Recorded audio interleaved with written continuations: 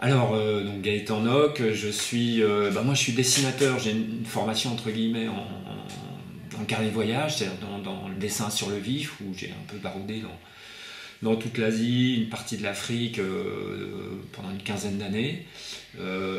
Ça m'a permis d'entretenir ce contact humain, ce contact avec les gens et aussi ce contact avec la nature.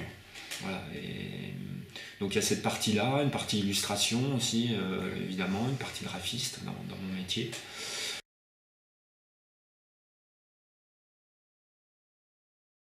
Ouais, c'est venu progressivement, j'ai toujours été intéressé par la BD. Depuis l'adolescence, un petit peu comme tout le monde, on rêve de devenir dessinateur BD. Ça s'est un peu estompé plus tard, et puis c'est revenu avec des albums qui m'ont plu, des gens comme l'association, enfin des productions que j'ai trouvé très très intéressantes, cette nouvelle BD française qui a apparu avec Sfar, ou avec des gens comme Blin. Et puis un intérêt aussi, puisqu'on est dans les références pour la BD italienne des années 80, qui me plaît beaucoup. Et donc j'avais en tête de me dire, tiens, il faudrait que... Voilà, j'ai envie de faire la BD, mais ce qui fait une bonne BD, c'est évidemment l'histoire, quoi. Et cette histoire est venue un jour, voilà, avec la rencontre avec Alexandre Tikhomirov.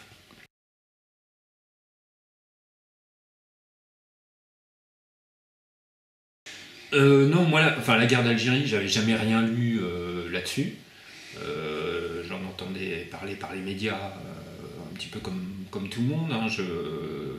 On en étant conscient que c'est une guerre un peu taboue, hein. Je pense que le problème n'a toujours pas été réglé vis-à-vis de l'institution, des Français et de l'institution. Et quand j'ai rencontré Alexandre Tikhomirov et qui m'a posé dans mon atelier ce livre qui racontait sa guerre, je dis sa guerre parce que c'est son point de vue du Troufion, hein, de l'appeler qu'on envoie pendant 27 mois en Algérie. Je me suis dit, tiens, écoute, je vais le lire. Et le récit m'a passionné parce que je l'ai trouvé très sincère et très sensible. C'est-à-dire qu'il avait ce regard assez pointu sur la vie du militaire pris dans cet engrenage et dans cette grosse machine militaire, cette grosse institution qui est l'armée française et toute armée, hein. Et puis j'aimais bien son rapport au paysage. Je trouvais qu'il rejoignait un petit peu le travail que j'effectuais à l'époque, hein, c'est-à-dire l'an dernier, c'est pas si vieux, hein, qui est un travail que j'ai fait pendant plusieurs années sur justement des montagnes de cailloux, hein, sur une contemplation du paysage et sur un rapport peut-être entre la psychologie et le paysage, quoi. C'est-à-dire que à travers le paysage, on peut retrouver des états d'âme. Voilà, donc il y avait ça qui était à l'atelier. Il montre cette couverture qui était aussi un paysage de montagne, donc du coup l'accroche est plutôt bonne. Et puis voilà, assez rapidement en lisant, j'ai vu des images et j'ai eu envie de scénariser ce récit, ce témoignage sous forme de roman graphique, quoi.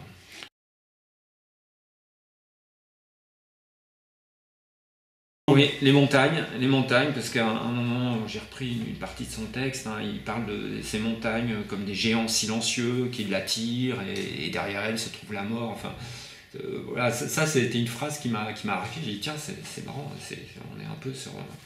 Ça rejoint un peu des idées que je cherche à développer dans ma peinture et dans ma production plastique. Et puis j'aimais bien après il y avait des anecdotes, des vies de caserne que je trouvais assez marrantes.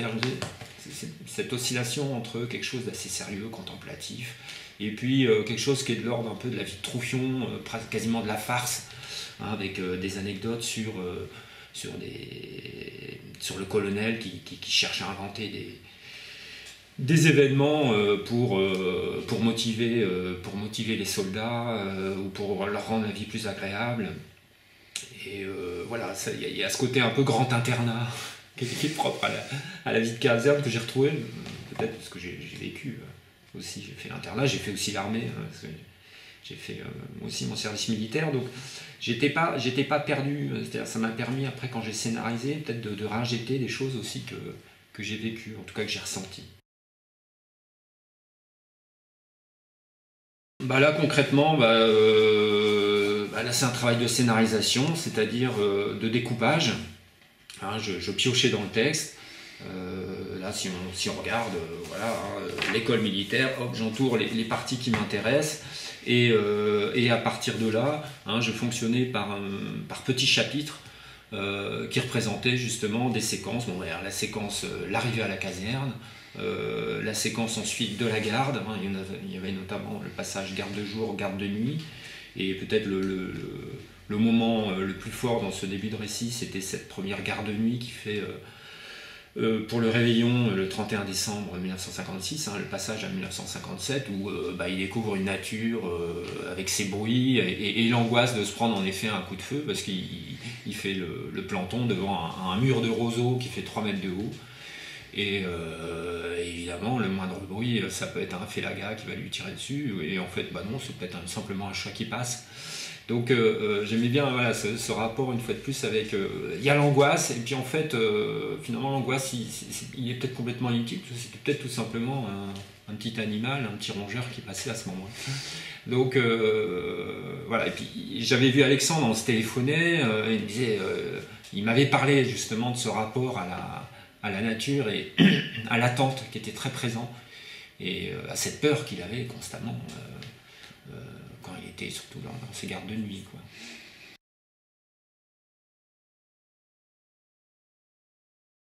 Alors objectivement non. Au départ j'étais quand même sur l'idée d'un roman graphique, donc quelque chose d'assez conséquent. Avec l'éditeur on tablait autour de 160 pages, 120, 160. Et puis au fur et à mesure que j'avançais, ça s'est grossi jusqu'à finir sur 240, et je trouve que j'ai bien aimé la manière dont le projet s'est mené et s'est développé. Ça s'est pas fait de manière académique, c'est-à-dire j'ai défini tout un storyboard général et ensuite je passe à la phase de finalisation en fonction du nombre de pages qui sont déterminées. J'ai vraiment construit le récit au fur et à mesure, et j'aimais bien ça parce que comme le récit il est un peu mouvant, les choses ne sont pas établies. Mon point d'entrée dans ce récit, c'est justement ce côté en mouvement, une histoire en mouvement, et donc des pages qui avancent au fur et à mesure du récit, et des passages auxquels je donne plus d'importance que d'autres, parce que forcément on fait des focus, par moments sur 3 lignes, j'ai fait 400 pages. Voilà, parce qu'il fallait rescénariser, j'ai créé des dialogues, et ça m'intéressait justement, ça m'intéressait justement de rentrer dans l'histoire, de lui donner une plausibilité par justement ces jeux de dialogue et d'alternance entre des moments de vide, d'attente, contemplation, il se passe rien, ce côté un peu désert des Tartares, et puis à un moment, paf, un petit événement, micro-événement, important ou pas, ou un dialogue un petit peu choc, le fait qu'on se remue les méninges, on interroge justement sur cette guerre, et dans le récit d'Alexandre, c'est vrai qu'il y a ça, il y a ce rapport au fait que lui s'interroge, il le dit d'ailleurs, il y avait ceux qui étaient heureux et qui ne se posaient pas de questions, ils cherchaient la planque et à sortir vivant, ce qui était déjà pas mal. Et puis il y avait ceux qui se creusaient les méninges en disant pourquoi je suis là, à quoi ça sert. Et là il explique que bon, là c'était pas facile pour eux, évidemment psychologiquement.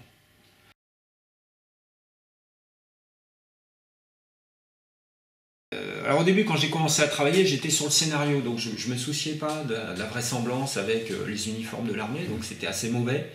Pour un spécialiste, si je vous montre les premières esquisses, j'étais vraiment sur le récit, et puis au fur et à mesure, je me suis rendu compte qu'il fallait être plausible, et donc j'ai été voir des spécialistes, je pense que moi je ne suis pas militaire, donc je suis allé voir le musée de l'armée, j'ai une amie qui est spécialiste en histoire de la défense qui m'a aidé aussi. Donc j'ai rencontré des gens qui m'ont donné gentiment de la documentation, qui m'ont montré les armes, parce que le MAS 36 c'était le fusil par exemple des soldats de l'Algérie avec le MAT 49, donc des armes bien précises, les vêtements, parce que les uniformes militaires de la guerre d'Algérie ne sont pas les mêmes que ceux d'Indochine. Voilà, donc ça c'était assez passionnant parce que je rentrais dans un univers que je connaissais pas et que j'avais envie de découvrir, au même titre qu'il fallait que je découvre cette fameuse ville de Cherchell, une ville historique, une ville antique, l'ancienne Césarée. Et là aussi, alors, grâce à Internet, maintenant c'est beaucoup plus facile, je pense, il y a 20 ans. Bon, surtout qu'il y a beaucoup de sites, hein, d'anciens d'Algérie, d'anciens de Cherchell, et puis des sites de tourisme, etc., des sites d'histoire. Donc j'ai pu avoir assez facilement de la documentation sur cette ville, et puis sur ces paysages, cet arrière-pays, hein, ces montagnes du plateau sud, où quand on voit justement des photos sur les sites de militaires, hein, sont quelque chose, une très très forte présence, quoi. Il y a quelque chose d'assez envoûtant. Donc si j'avais eu le temps, j'y serais allé, j'y suis pas allé, mais je pense pas que ce soit très grave. Hergé, il a fait tous ses albums sans se déplacer, et on voyage très bien. L'essentiel, c'est d'être plausible. En même temps, j'ai injecté ce que moi j'ai vécu pendant ces 15 ou 20 ans de carnet de voyage, hein, puisque même si je suis jamais allé en Algérie, j'ai fait pas mal de pays du Moyen-Orient, d'Afrique du Nord, et donc je pense que les ambiances sont un petit peu similaires. Mais donc oui, grosse documentation, papier, des livres aussi, des livres qui sont parus, avec des belles photos en noir et blanc, documentation aussi sur le Paris des années 50-60, parce que pour la deuxième partie du récit qui se passe avec la démobilisation à Paris, là je tenais à être assez juste aussi, hein. Bah, alors Alexandre, donc, il part à 21 ans, hein, il est né en 1935, il part donc en 56, il part à 21 ans le 11 novembre, d'ailleurs, c'est assez rigolo, hein, le jour de l'armistice, il part à la guerre. Et donc il est tout jeune, hein, comme à 20-21 ans, on est des gamins. Donc il découvre cette guerre avec sa sensibilité. Il est d'obédience plutôt communiste, c'est quelqu'un plutôt de gauche, contre cette guerre, hein, évidemment. Mais il choisit d'y aller. Et bon, ils n'avaient pas le choix, hein, sinon c'était réfractaire, vous savez, hein, je le raconte d'ailleurs, hein, il raconte l'entrevue avec un réfractaire, on sait comment ça se passait pour les réfractaires communistes. Donc il choisit de la faire, et ce qui est intéressant, c'est qu'il a une posture de témoin, d'observateur, de spectateur. C'est-à-dire, il est militaire, mais évidemment, c'est pas un commando, hein, il ne part pas barouder au fin fond du désert ou dans les montagnes, il fait ses gardes, et comme tout troufion, mais il est serveur aux messes des officiers, hein, parce que c'était quelqu'un, je pense, d'assez fin, et il est repéré par le colonel et par les officiers, et donc voilà, au départ il fait la plonge, et puis au fur et à mesure, voilà, on lui propose de faire le service aux messes, et donc il côtoie, ça je trouvais ça intéressant, le petit troufion qui côtoie du coup les hauts gradés, dans cette ambiance un petit peu de huis clos, quoi. Ça je trouvais ça intéressant. Donc oui, une première partie où il est témoin, spectateur, je vais dire entre guillemets quasi inutile, hein, c'est peut-être un peu dur, mais c'est un petit peu ça. Et puis il y a la partie où quand il rentre à Paris, il passe à l'action. Et c'est ça que je trouvais ça bien, ce récit en 2 temps.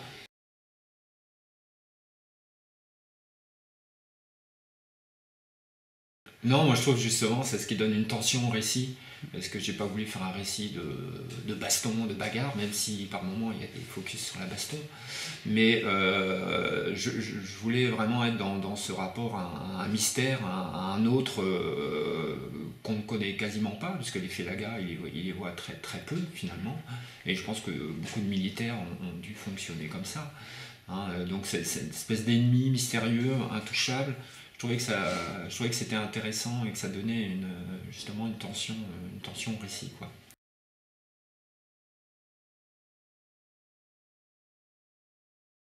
Ça peut être pris de manière métaphorique, mort des chats, mort des soldats, mais c'est aussi... Enfin, j'aimais bien ce croisement entre la grande histoire et la petite histoire. La petite histoire, en effet, c'est l'adjudant qui pète un câble et qui se met à tirer sur tous les chats dans Cherchell.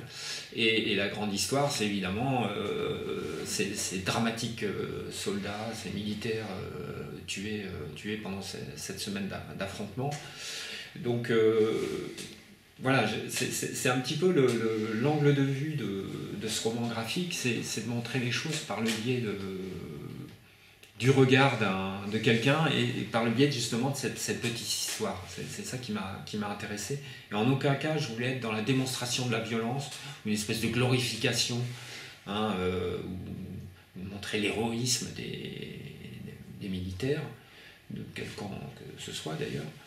Et voilà, je voulais pas rentrer dans, je dirais, ce piège parce que c'est pas un récit de guerre classique et d'action, quoi. On est plus dans le psychologique.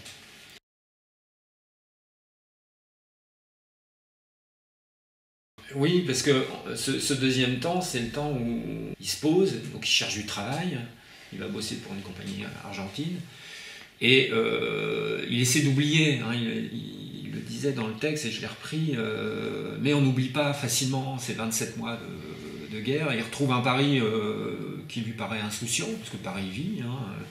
Et d'ailleurs, je fais des points un petit peu sur.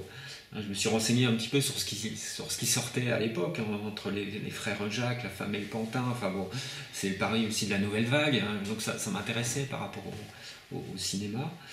Et en effet, il y a ce Paris insouciant, et cette idée de la guerre, en effet, il la comprend justement en s'engageant dans ce comité antifasciste, où là, il ne dépend pas justement de la grosse machine militaire française.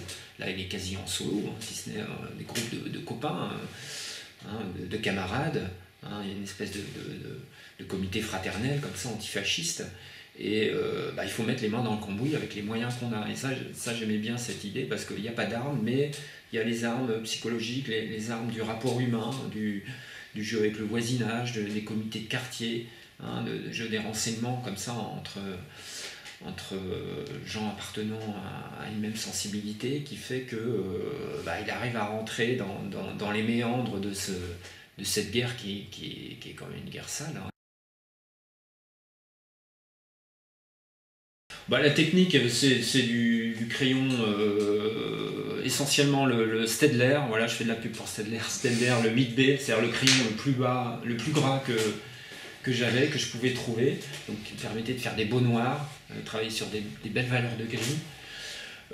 Et puis un travail aussi, là on voit peut-être plus au fond, à l'encre, c'est-à-dire je fonctionne avec des jus, je crée des masses, et à partir de là je reviens, à partir de ces masses de gris, je reviens avec le crayon pour faire naître le dessin et le contour d'un personnage, d'une figure. Voilà. Grosse question, parce qu'il y a plusieurs paramètres dans la BD. Il y a ce paramètre de scénarisation que je trouve très intéressant.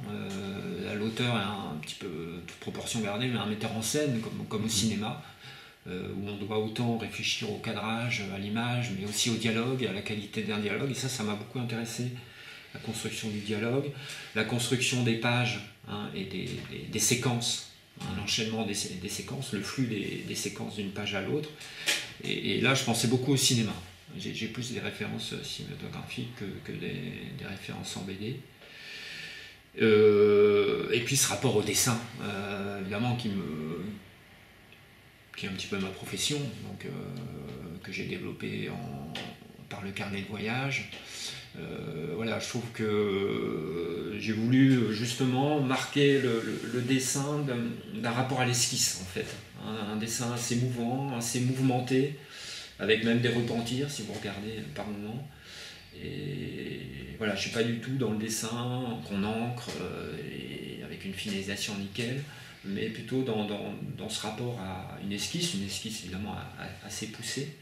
Et je trouvais ça intéressant de développer ça d'ailleurs, et de voir les différentes phases entre l'esquisse qui est un crayonné, qui est peut-être uniquement d'ailleurs que du texte, parce que j'avais un petit peu deux approches. Soit je partais d'un texte ou d'un dialogue, et au départ je faisais le découpage par le texte, et ensuite je mettais les images, soit je commençais par les images, alors c'était en fonction évidemment du récit, soit je commençais par des images que j'organisais dans la page.